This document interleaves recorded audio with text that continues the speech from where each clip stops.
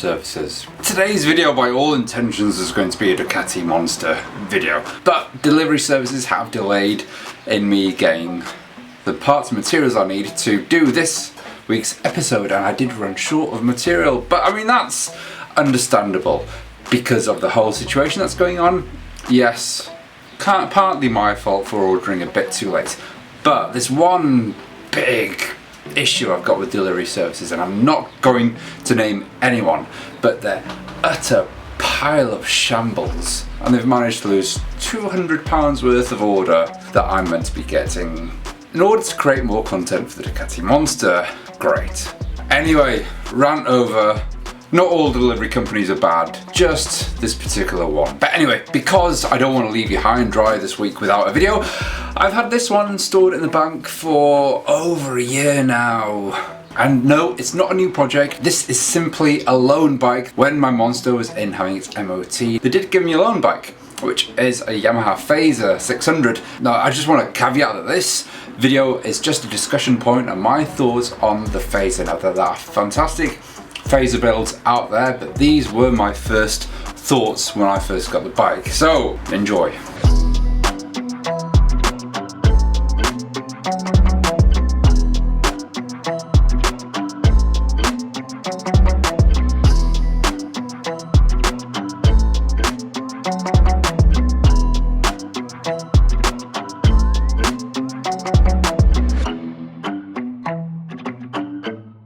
So I've borrowed this bike whilst my Monster's having an MOT and things like that, and I've left the Ducati there. So I've been given this Yamaha Fazer, and strangely enough, on the night I was given this Fazer, someone messaged me through Instagram and said, is a Yamaha Fazer 600 a good bike to turn into a cafe racer? Now, I hadn't told anyone that I had this bike. It was just sheer coincidence that they actually messaged me about it, and I kind of replied in a rant going, no, it's crap.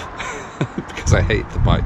It's true in some extent, I do hate this bike, but I think it was a bit too harsh. I think there are some things that I actually do like about it as well. But in terms of making it into a cafe racer, I guess we're going to find out today what's needed to make it into a racer if you do decide to get a Yamaha Fazer. Now, the nice thing is, as older bikes are getting more rare and everything like that, that people are going to alternative bikes and newer bikes and things like that to build cafe racers, and that is a good thing because it creates a whole new range of new races that no one's seen before.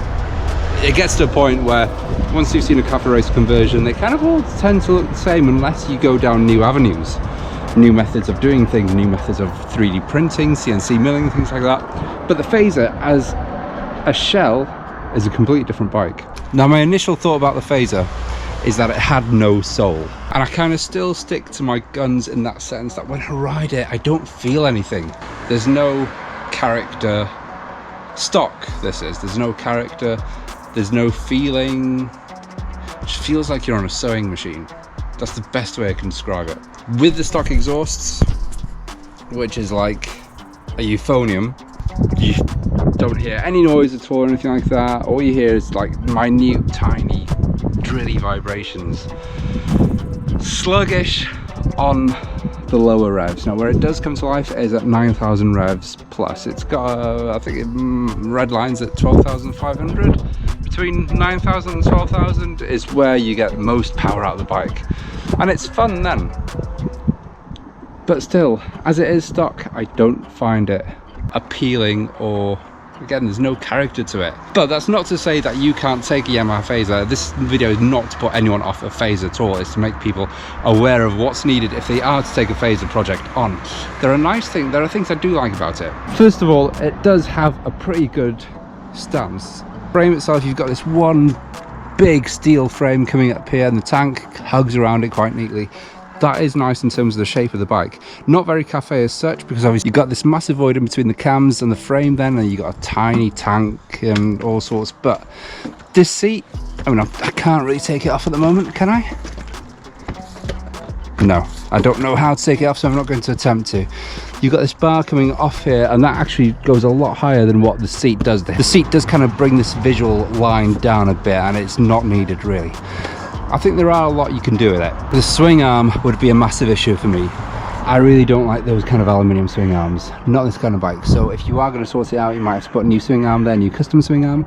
You could get away with powder coating it black or something, making it looking less discreet than a shiny aluminium. That's an issue you're going to have to come by. Of course, you've got disc brakes front and rear.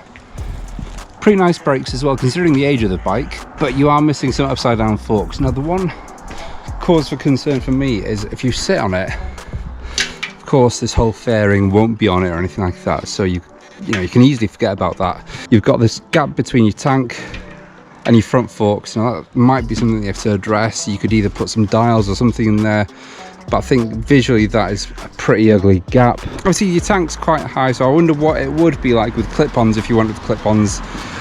These high risers here, yeah, it doesn't look the best, so you'd have to address that. I'd say my main concern is how different it is from being a normal cafe racer in its shape. So I think if you were to do a build like this, it would have to be a Street Fighter build, something quite experimental. Check out Autofabrica. Autofabrica do some amazing conceptual, not even conceptual, but futuristic looking bikes, doing a lot of 3D printing, a lot of molding, a lot of fabrications.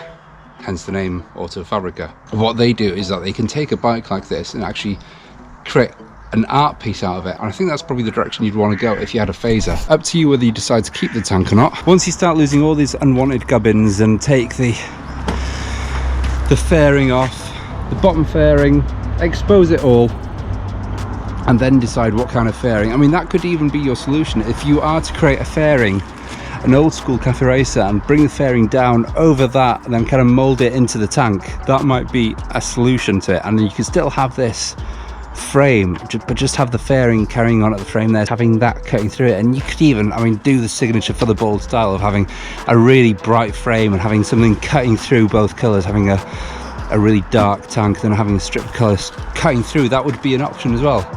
Engine wise, the engine looks like a decent engine, and it is a decent engine as well. High revs, it's got a brilliant performance considering it's a 600. It is running CV carbs. There's a lot you can do with the engine. You can tart it up, you can spray paint it any colour you want, you could even polish it down. It's up to you how much work you want to do. I'm not really keen on these silver heads there. I don't think that's needed, not as an accent colour anyway. But that is my 2p worth thought of the bike, but you probably want to hear it. Stock doesn't sound like much stock.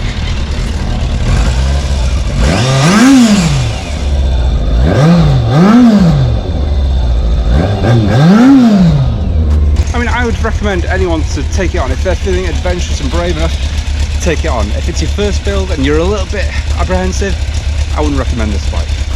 But there are those who dare do it. So putting my initial thoughts out the way and me saying that I hated the bike probably isn't fair at all.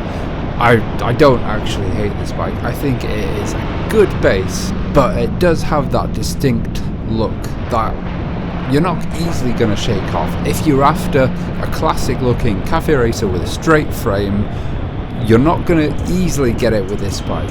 You're better off sticking to a Suzuki GS or a Honda CB4 where you've already got that straight line. And I'm not even talking like the double overhead cam CBs. I'm talking about the single overhead cams where they actually had that straight line.